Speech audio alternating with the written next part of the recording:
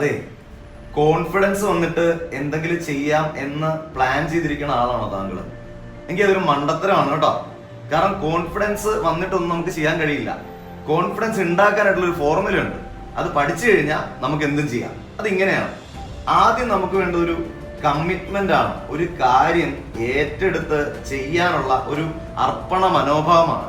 അത് ഉണ്ടായി കഴിയുമ്പോൾ ഓട്ടോമാറ്റിക്കലി നമുക്ക് ഒരു ധൈര്യം വരും, ഒരു കറേജ് ഉണ്ടാവും. ഈ കറേജ് വന്നു കഴിയുമ്പോൾ നമ്മുടെ തലച്ചോറ് പല കാര്യങ്ങളും സർഗാത്മകമായി ക്രിയേറ്റീവായി ചിന്തിക്കാൻ തുടങ്ങും.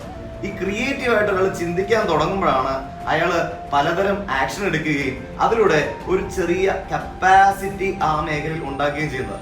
ഈ കപ്പാസിറ്റി കൺസിസ്റ്റന്റ് ആയ രീതിയിൽ ഉപയോഗിക്കുമ്പോൾ ഒരു മനുഷ്യൻ സ്വായത്തമാക്കുന്നതാണ് കോൺഫിഡൻസ് എന്ന് പറയുന്നത്.